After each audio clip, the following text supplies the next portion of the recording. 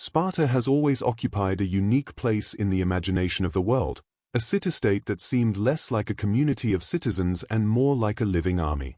When outsiders wrote about it, they often spoke with awe, sometimes with fear, describing a society where every element of life was bent toward one goal: warfare. Unlike Athens, which prided itself on philosophy, art, and democracy, Sparta stood apart as the embodiment of discipline and martial strength.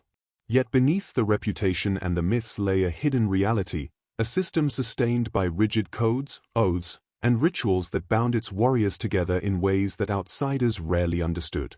To grasp the true weight of the oath sworn before battle, one must first step inside the daily rhythms of Spartan life. Every Spartan boy entered the Ag, the state's ruthless education and training program, at the age of 7.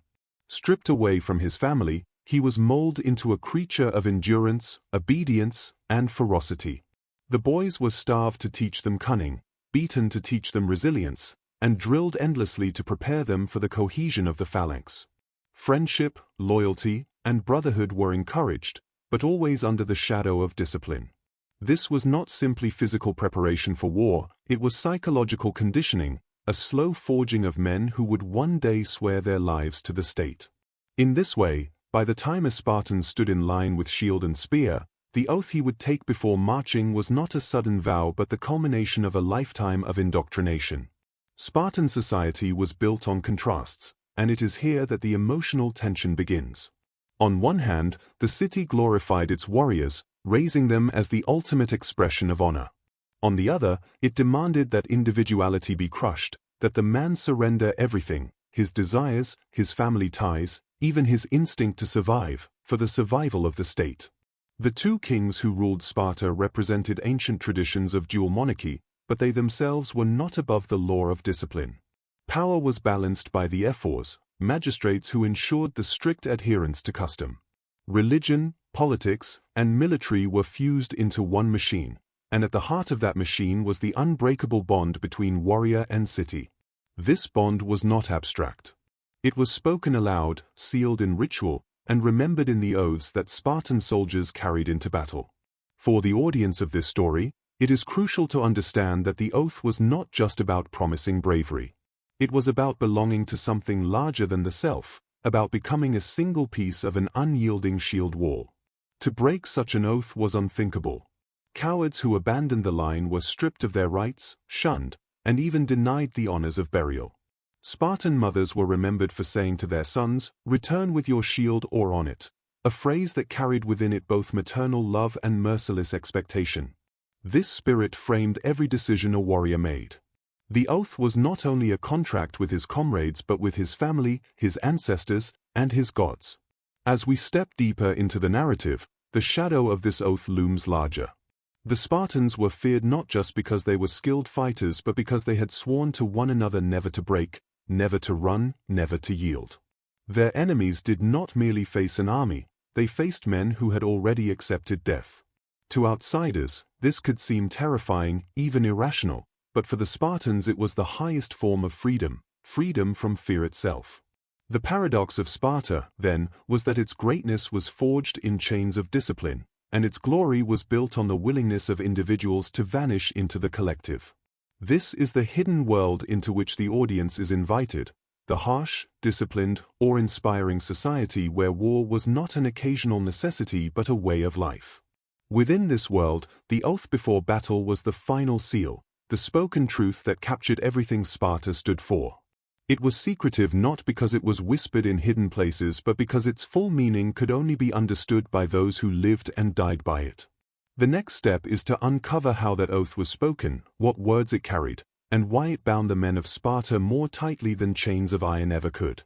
When the time came for war, the Spartans did not simply gather their weapons and march into the field. Their preparation was not just physical but spiritual, a binding ritual that tied each man to his comrades, his city, and the gods who watched over them. Before the army moved beyond the borders of Laconia, a ceremony took place, one shrouded in reverence and fear. Torches flickered in the dark, casting light across the bronze of helmets and shields, while the priests invoked the favor of Zeus, Apollo, and the twin gods Castor and Pollux. In this charged atmosphere, the soldiers swore their oath. It was not a casual vow of courage, but a solemn declaration that they would never turn their backs in battle, never abandon their post, and never place their own survival above the honor of Sparta.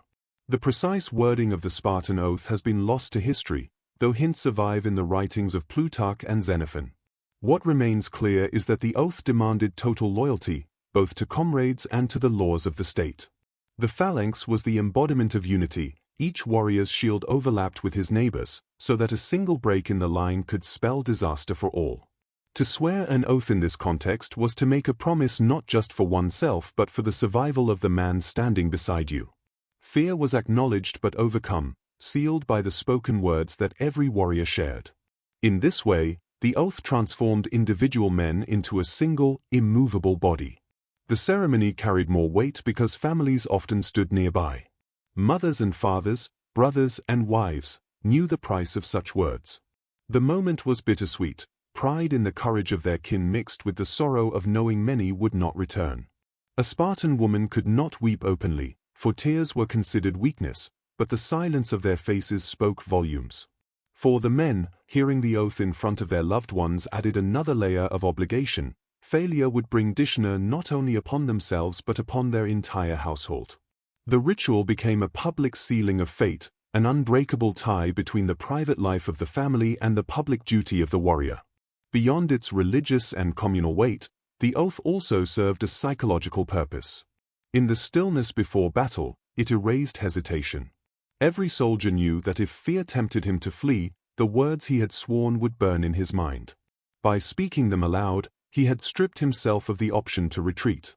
This collective reinforcement forged an unshakable morale. Enemies could attempt to overwhelm the Spartans with sheer numbers, but they could not shatter the invisible chain that bound each man to his brothers in arms. It was not superstition, it was strategy, a way to conquer fear before the first spear was thrown. For the Spartans, the oath was the invisible armor they carried into battle. The gleam of polished bronze could be pierced, the weight of a shield could be broken, but the oath was indestructible. It followed them onto the battlefield, into the clash of spears and the cries of the dying, ensuring that each man stood unflinching in his place. In the silence after the ceremony, the army marched out, their fate already sealed. They were no longer individuals but the living embodiment of Sparta itself, bound by words that carried more force than steel. When the oath was spoken and the army marched, its meaning revealed itself most clearly on the battlefield. Spartan warfare was built upon the discipline of the phalanx, a formation in which men stood shoulder to shoulder, their shields overlapping and their spears thrusting outward in a deadly wall of bronze and wood. Unlike other Greek cities, where courage could be expressed in individual heroics, Sparta demanded unity. The oath taken before departure was fulfilled in the silence of the line, where no man moved without his neighbor, and no warrior thought of himself apart from the whole. The survival of the formation meant the survival of Sparta, and to falter was to betray not only comrades but the city itself. The psychological weight of the oath shaped how the Spartans fought. In moments when other armies broke under fear, Spartans remained steady, driven not by raw instinct but by a sense of inevitability. They had promised the gods and their people that retreat was impossible, so they faced the clash of battle without allowing fear to overtake them. This did not mean they were fearless. On the contrary, their training acknowledged fear as natural. What the oath did was bind them so tightly to their duty that acting on fear became unthinkable. The result was an army that could endure against overwhelming odds, standing fast even when logic suggested retreat. Historical accounts from the Messenian Wars, long before the Persian invasions, show this ethos in action. Faced with revolts from the people they had enslaved, the Helots, the Spartans relied on their collective discipline to suppress uprisings that could have destroyed their fragile society. Later, during battles against rival Greek city-states, their reputation grew as one of near invincibility. Other Greeks often marveled at the Spartans' ability to hold a line, to remain calm where others might panic. It was not strength alone that achieved this, but the deep psychological conditioning reinforced by the oath. The Persians, with their vast armies and terrifying numbers, offered the greatest test of this discipline. At battles like Thermopylae and Plataea, the Spartan oath revealed its true power. Even when confronted with forces that outnumbered them many times over, the Spartans did not yield. The oath was not merely a tradition repeated before war, it was a lived reality that guided every thrust of the spear and every locked step of the phalanx. In those moments, the words spoken in ritual became the steel that held the line firm against waves of enemies. Yet the oath was not only about death and defiance, it was also about survival. By ensuring that no soldier acted selfishly, it preserved the cohesion of the phalanx, which was the most effective military formation of its age. Each Spartan knew that his life depended on the man beside him keeping faith with the vow. In this way, the oath turned fear into loyalty and hesitation into strength. To outsiders it seemed like fanaticism, but to the Spartans it was simple duty, the code that allowed their small city-state to stand against empires. At Thermopylae in 480 BCE, the Spartan oath was tested in the most dramatic way possible. The narrow mountain pass, where sea met cliff, became the stage for one of history's most legendary last stands. King Leonidas led a small coalition of Greek forces, with his 300 Spartans at the center. The Persians under Xerxes poured into Greece with an army so vast it seemed impossible to resist. Yet the Spartans did not see the hopelessness of numbers, they saw only their sworn duty, their vow never to retreat, never to surrender, and to hold the line for as long as their bodies endured. The oath, already etched into their lives, was sharpened now into destiny. The battle began with waves of Persian infantry hurling themselves at the phalanx. The Spartans stood shoulder to shoulder, shields locked, spears braced, and with each clash the line held. The narrowness of the pass neutralized the Persian advantage in numbers, forcing them to fight in close quarters where Spartan training and discipline gave them the edge. Eyewitness accounts suggest that Xerxes watched in disbelief as his men were slaughtered by warriors who seemed unbreakable, their rhythm steady, their movements precise. Each thrust of the spear was not just a strike at the enemy but a fulfillment of the oath, a silent reminder that retreat was impossible. When the famed Persian immortals entered the fray, Leonidas and his men remained unmoved. The battle raged for days, with the Spartans rotating men in and out of the front ranks to maintain their strength. The oath bound them to the fight, and their cohesion became a wall that even the elite troops of Persia could not breach. But the true test came not from direct assault but from betrayal. A local Greek, Ephialtes, revealed to Xerxes a hidden path through the mountains, allowing Persian forces to flank the defenders.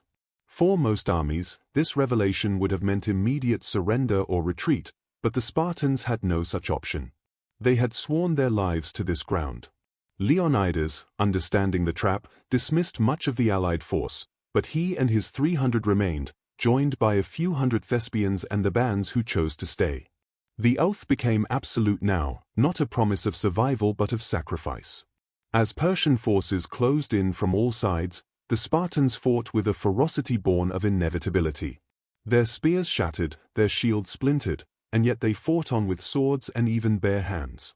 Each fallen man was a testament to the vow spoken before leaving Sparta, that death was preferable to dishonor.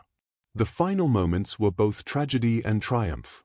Leonidas fell, and his men fought over his body to protect it until the last of them was cut down. In that death, the oath found its ultimate expression, an unbroken line that endured until the last heartbeat. Though the Persians claimed the field, the Spartans claimed immortality. Their stand ignited Greece, proving that the might of empire could be challenged by the will of the few. The oath, fulfilled in blood, transformed Thermopylae from a defeat into a symbol of eternal defiance. The aftermath of Thermopylae revealed both the glory and the cost of the Spartan oath. The sacrifice of Leonidas and his 300 did not end the Persian invasion, but it gave Greece something more powerful than a simple victory: inspiration. Across the city-states, word spread of how the Spartans had held the pass for days against impossible odds, refusing to retreat even when surrounded. The story lit a fire in Greek hearts, convincing many that Persia's power was not invincible. Yet within Sparta, the meaning of this sacrifice was more complex. Families mourned the loss of sons, brothers, and fathers, but they did so under the stern cultural code that demanded pride above sorrow. Spartan mothers, it was said, did not weep publicly but accepted their sons' deaths as the natural fulfillment of their duty. This mixture of grief and pride captured the essence of the oath. Loyalty to the city outweighed even the deepest personal bonds. The psychological toll was undeniable. The oath had created men who would rather die than return dishonoured, but such devotion demanded a heavy price from the community. Women were left widowed, children fatherless, yet Spartan society viewed this not as tragedy but as the ultimate proof of strength. The famous phrase, "with your shield or on it," echoed in every household. To survive without honor was considered worse than death, and so those who fell at Thermopylae were remembered not with pity but with reverence.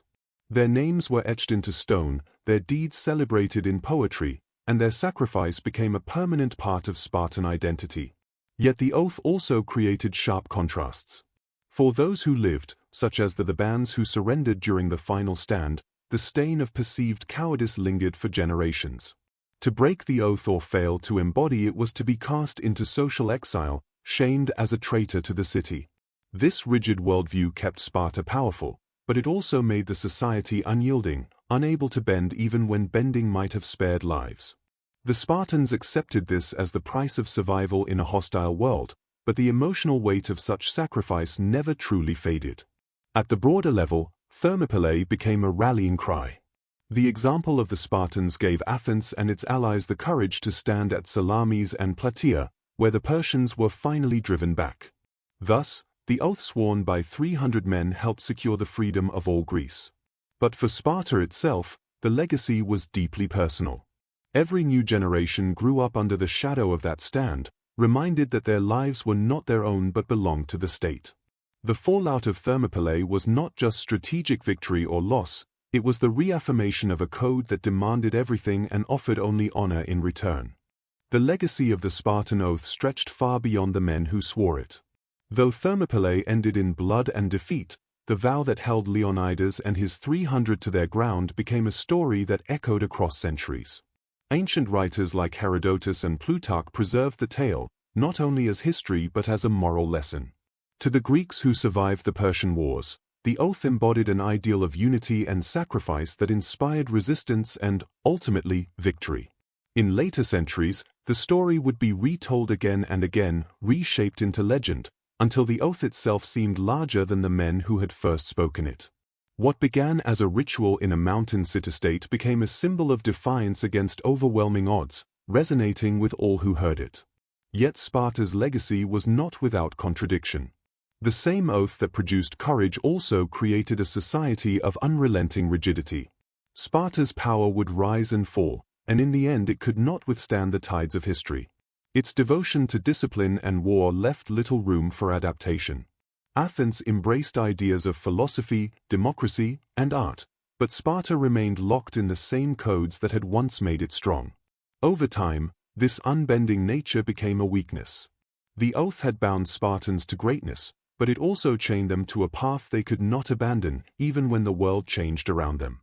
For those who reflect on Sparta today, the oath holds a double meaning. On one hand, it represents the highest form of loyalty, courage, and honor, a willingness to place the survival of the community above personal life.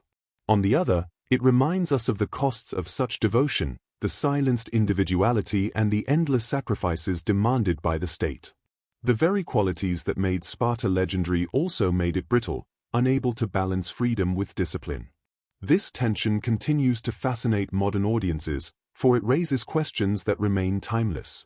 What are we willing to give for a cause? Where is the line between loyalty and blind submission? The Spartan oath lingers as more than a fragment of history. It is a mirror held up to every age, a story of men who stood unflinching in the face of death because they had promised to do so. Their words, though lost, live on in the deeds they performed, and in the enduring image of a few standing against many. In the end, their oath became not just a vow for Sparta but a universal legend, reminding us that while empires fall, the courage of those who hold to their promises never truly dies.